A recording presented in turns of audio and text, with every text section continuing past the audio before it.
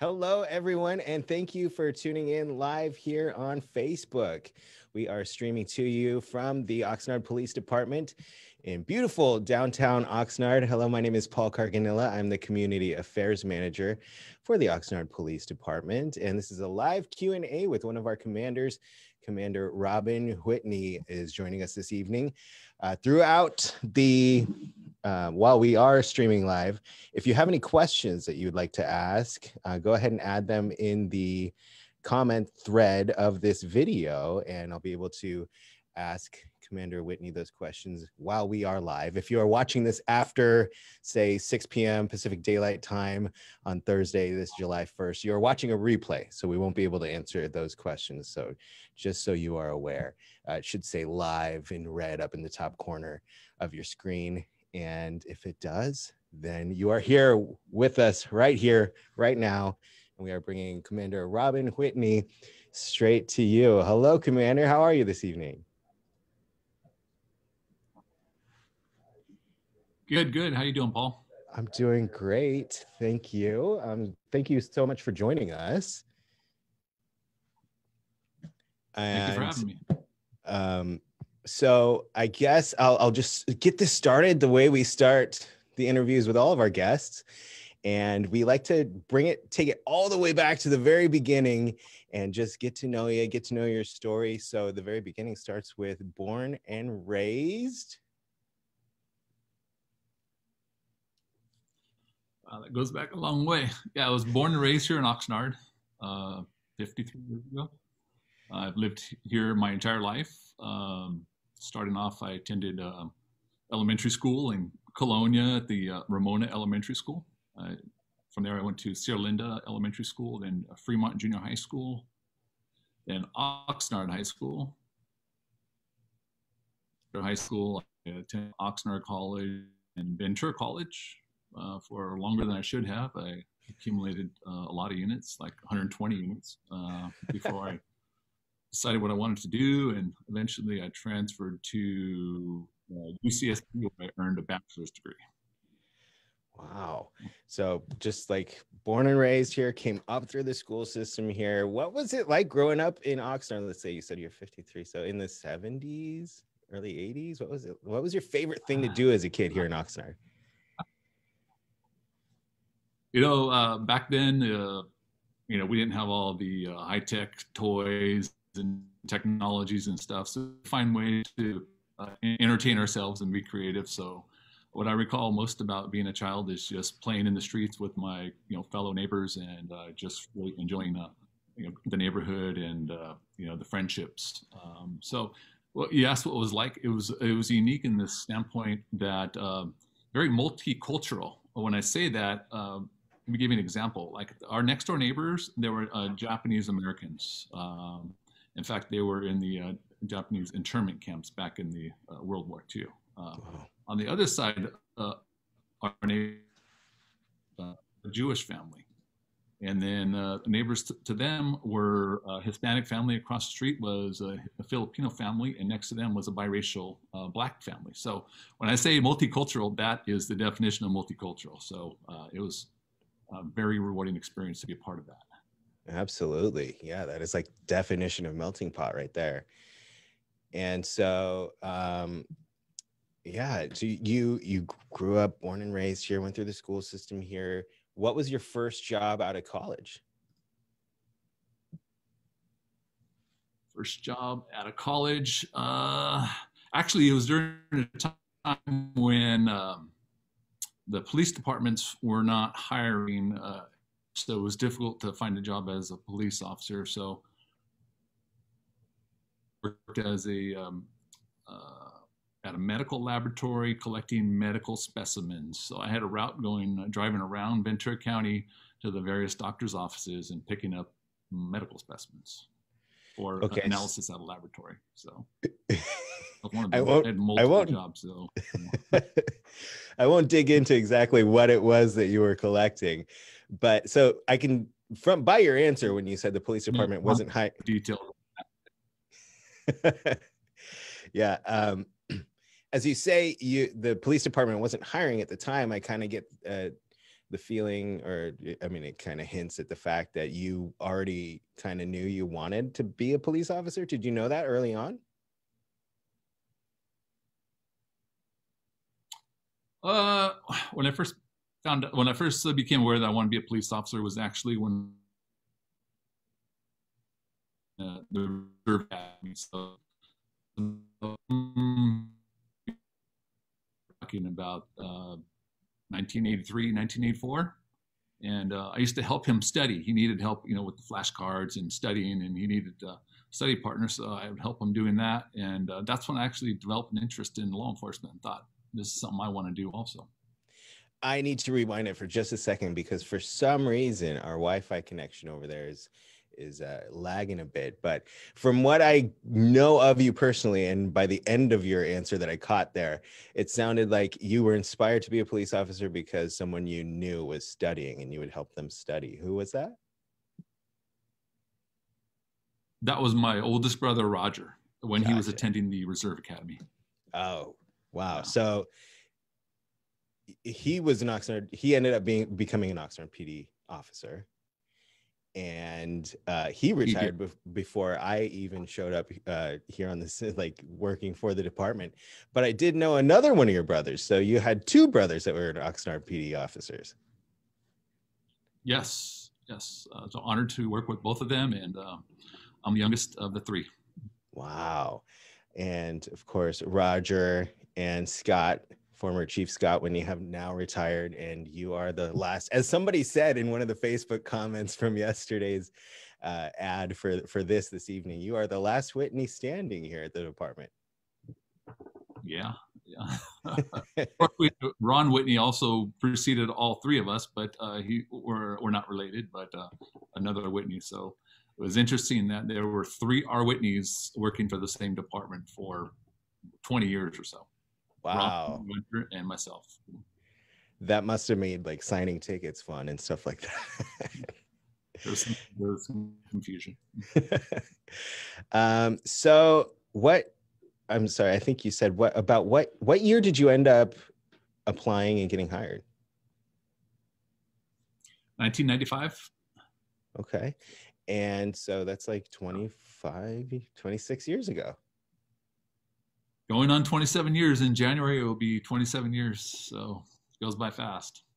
What are your memories? What are your memories from like the earliest days of maybe not even like after field training, but like being like just finishing with training and having your own patrol unit for the first time and going out on the street? What was that feeling like?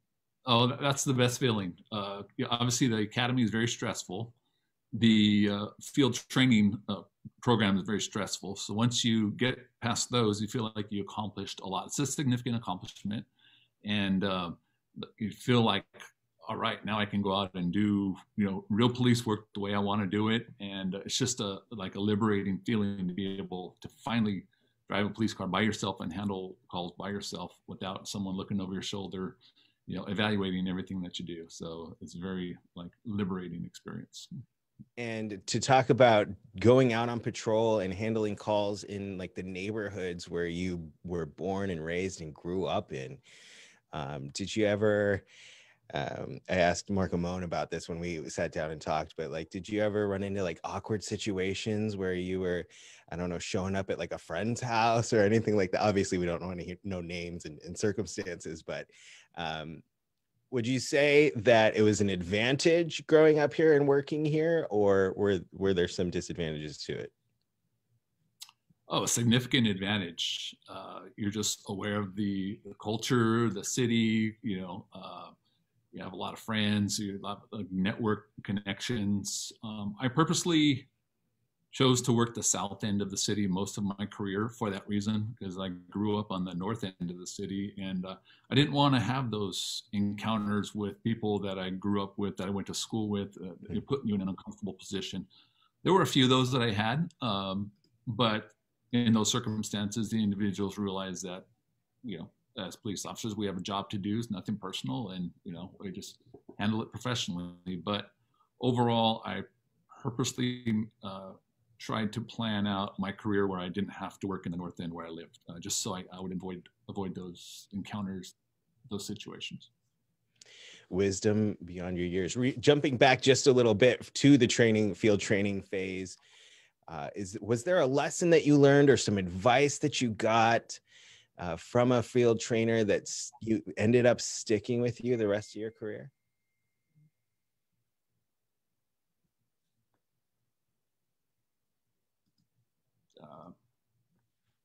Nothing comes to mind.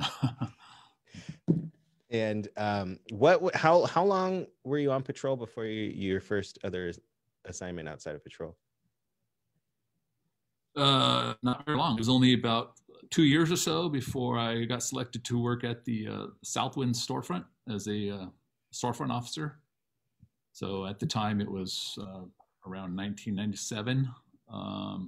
My partner was Gary Loomis, and in fact I was when we opened the storefront at the intersection of Clara and Cortland, I was there for the grand opening as a storefront officer, me, and I had the honor of working with Officer Gary Loomis. So that was a great time. So that was my first assignment out of patrol.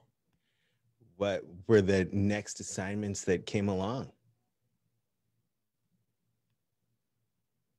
So actually, I've had the working a wide variety of assignments within this department. So the next one that came along was in the traffic unit. I worked as a motorcycle officer conducting traffic enforcement. Did that for about 3 years before I promoted to senior officer. In that capacity, I was a beat coordinator in the Colonia neighborhood, Colonia Rose Park. Basically responsible for everything east of Oxnard Boulevard, down to Woolley and extending to the eastern edge of the city limits. I did that for a couple of years before I was selected to work in the investigations unit as a sexual assault investigator. My first partner was Senior Officer Ken Klopman, who's now retired, a retired sergeant. I worked in the sexual assault unit for a little over almost 4 years. And my other partner was, at the time, it was Detective Sharon Giles. She's now a commander. She's our investigations commander. So I did that for almost 4 years before moving on to domestic violence investigations. And I worked in that capacity for about 4 years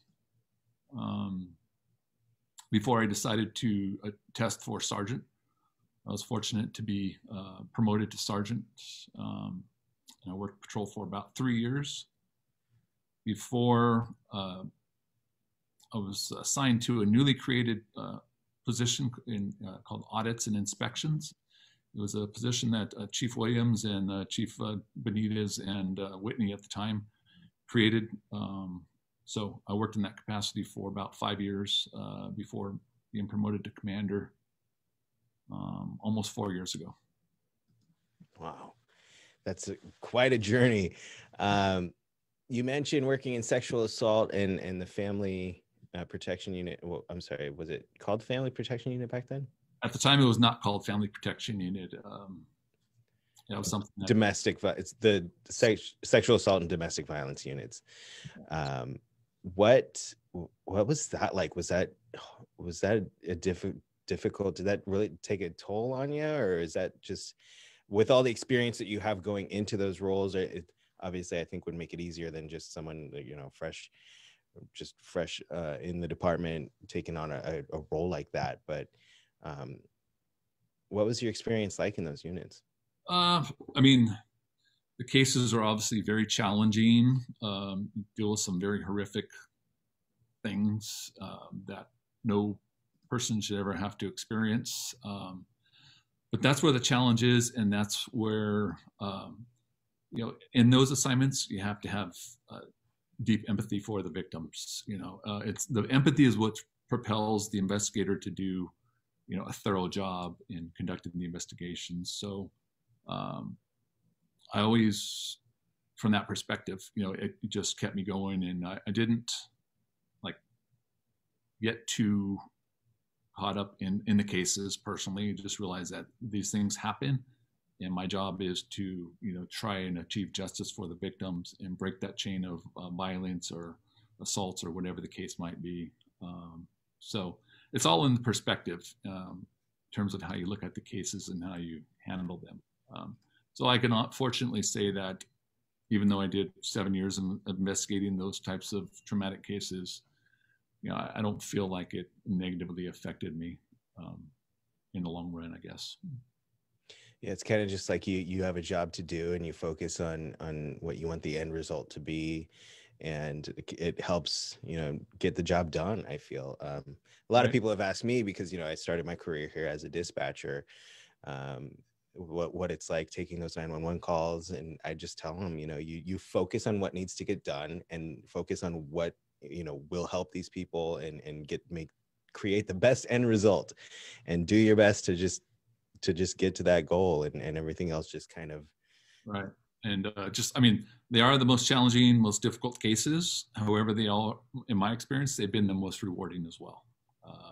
There's nothing more satisfying than getting justice for the victims. And there's been multiple occasions where the victims years later have contacted me and thanked me for the service I provided to them. So that goes a long way in terms of just realizing that what an impact you've had on these victims who have, in many cases, have been traumatized for life.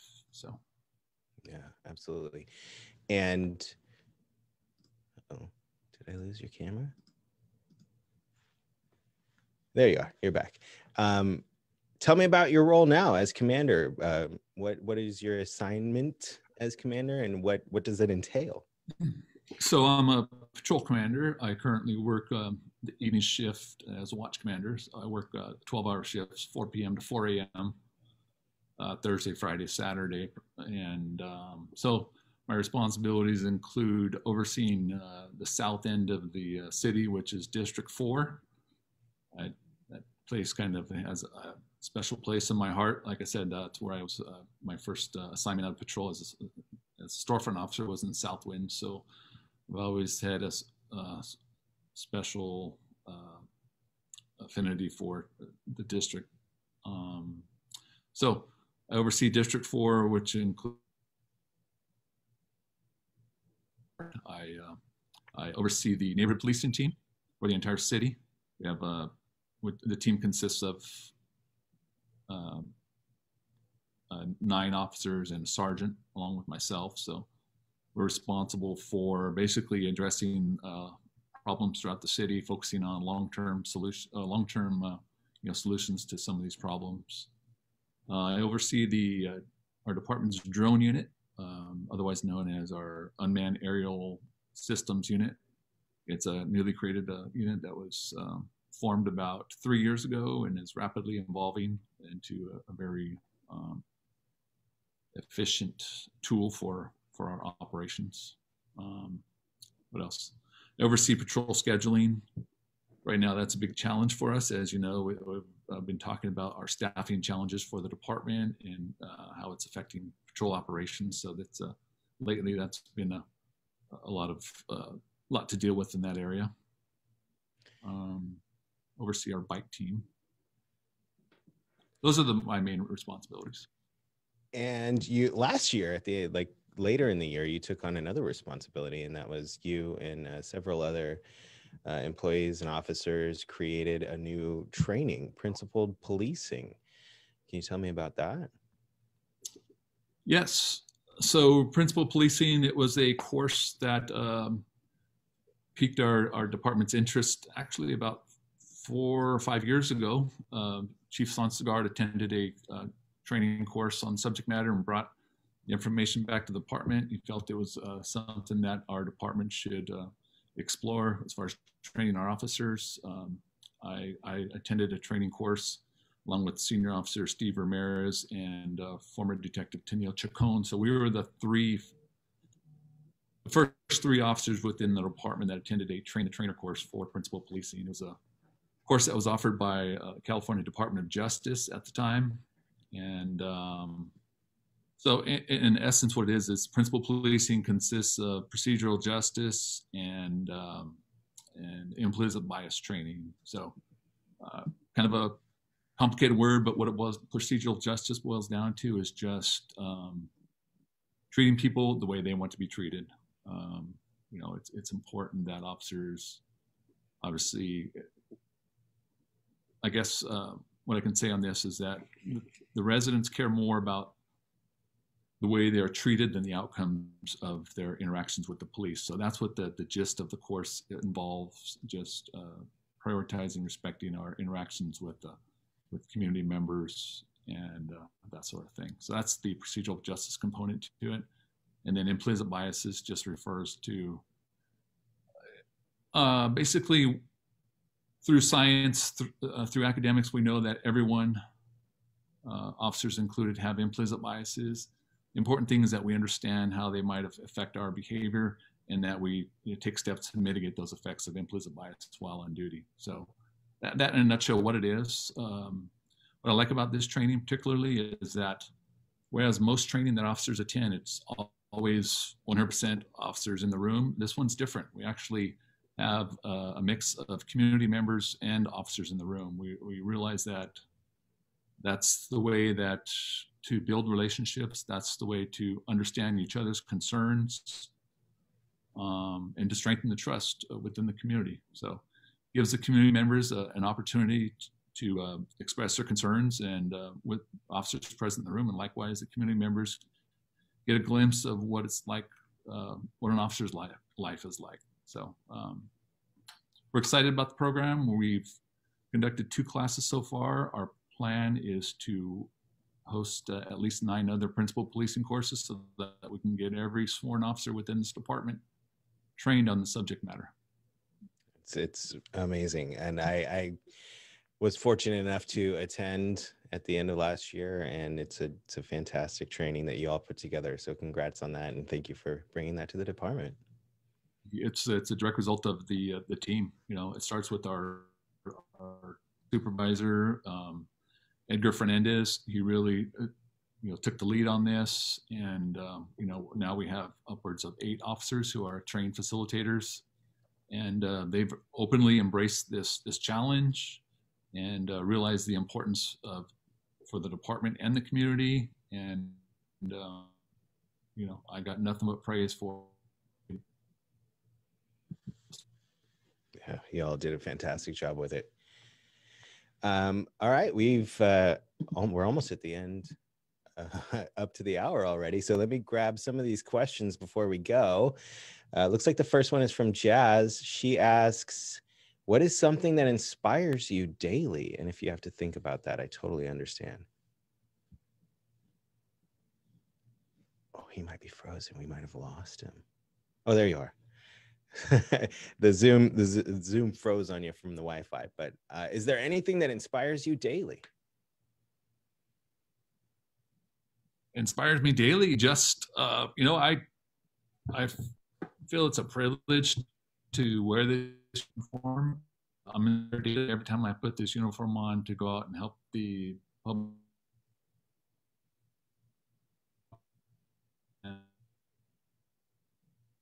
And I find rewards on a daily basis in doing that. So it's been really blessed to have this career of 27 years. I've never driven work.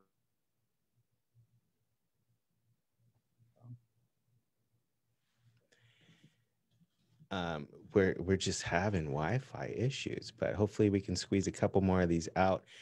Was your father an officer? A couple people had this question. Or where did y'all get inspired to become police officers, you and your 2 brothers? No, actually, my dad spent a life in the construction industry as a bricklayer. Wow. Yeah, and he was involved in the union, and he became a business agent for the bricklayers, a local union here, an international union. So, in fact, my brother Roger, my oldest brother, he started off as a bricklayer as well, and I think he got tired of lift and block every day, and he was the one who one day decided he wanted to be a police officer, and I started the family tradition, if you will. And it all started with him first attending the Reserve Academy, and he would actually work in construction, and then at the end of his long work day, he would go suit up and go volunteer, working patrol nights. He did that for a couple of years before he he decided this is what he wanted to do as a full-time career. So then he inspired my brother Scott, and likewise I followed the tradition. So it all starts with him, and he's been my role model all my life. Well, I think his ears were burning because your brother Scott is in the chat, and he's leading me with some questions to ask you here. So he wants to know if there's any information you'd like to share about fireworks. About fireworks. Well, yes. Right now, fireworks are our biggest complaint from residents throughout the city. As an example, in the month leading up to July 4th, we actually received thousands of fireworks complaints from our residents. We recognize that it's a big concern for our residents, and we're doing everything we can to address that. And that means like sending warning notices to addresses where we know they're lighting off fireworks. That means putting out message trailers in certain parts of the city where fireworks activity is really heavy. We're also having our neighborhood policing officers working undercover capacities, doing undercover buys of fireworks online, setting up buys and purchasing fireworks. We're also going out on, not on a nightly basis, but several times a week, conducting fireworks suppression, driving around in unmarked cars looking for fireworks violators. We have our drone. We're utilizing our drone more this year in trying to pinpoint locations where fireworks are occurring. We're really thinking outside the box and doing everything we can to try and address these fireworks, as we recognize they're a significant nuisance for the majority of our residents. They're a danger. A couple of years ago, we had an individual that was tragically killed from fireworks activity. Every year they cause, a handful of structure fires, and just not only that, but they're just, particularly for our elderly residents and individuals suffering from PTSD, they are a significant emotionally disturbance. So, and for pets, people with pets, myself included, my pets just freak out. I was talking to a resident a couple weeks ago who said that his pet actually impaled himself from the fireworks activity occurring in his neighborhood. So we understand everyone's concerns, and we're doing our best to address these issues. The unfortunate thing is that a large number of people in our community use them. So it's a real difficult challenge, but nonetheless, we're not backing away from it. Something that we can achieve by when everybody gets on the same page and we all work together. That's when it'll get better for sure. Well, thank you so much. We're right up against it. There's a few questions I know we're not going to be able to get to, but there's this one that we can go out on because I think it's really important. And Ari asks, what type of de-escalation training do officers get for dealing with mental illness? Can you touch on that briefly, or is that a really long discussion? Well, I will say that, I'll keep it short. I will say that we more and more recognizing that mental illness is a medical issue, not a police issue. And oftentimes a police presence just aggravates the situation, makes it worse. And so in many respects, if a crime has not been committed, we're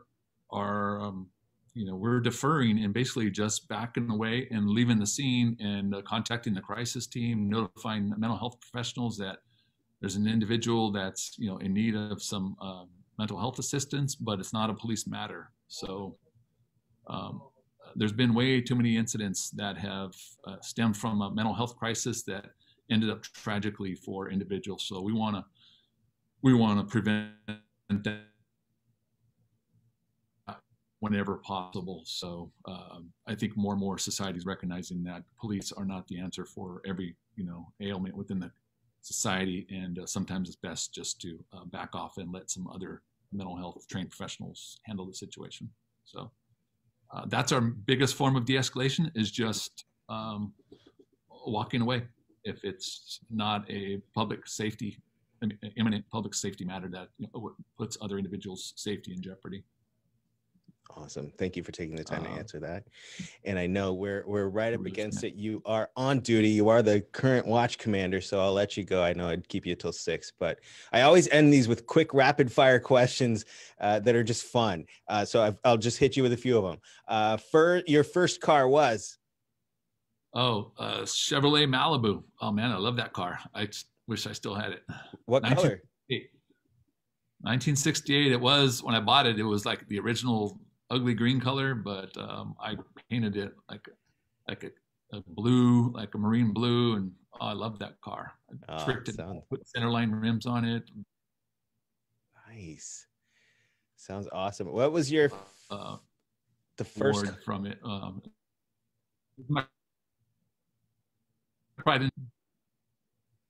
Sorry, Zoom connection. Yeah, Wi-Fi just chopped up the end of that answer, but that sounds like awesome. We'll have to share a picture if you have any. What was the first concert you attended? The Cure at the Santa Barbara County Bowl. Nice. All right. Favorite food to grab takeout? Takeout? You know what? I'm not much of a takeout person. I don't know. Then that leads me to my last question I'll ask you. What's your favorite meal to make at home? Oh, tri-tip. I love barbecue and tri-tip. It's my go-to thing whenever we barbecue. It's always tri-tip. All right. Well, I'll look forward to my invite the next time you're barbecuing. Thank you so much, Commander Whitney, and everybody for joining us here on the live Q&A. Thank you for your time, and we'll see you at the next one. Have a great night, everybody. Thanks for having me. It's been an honor. Pleasure. Bye-bye. Bye.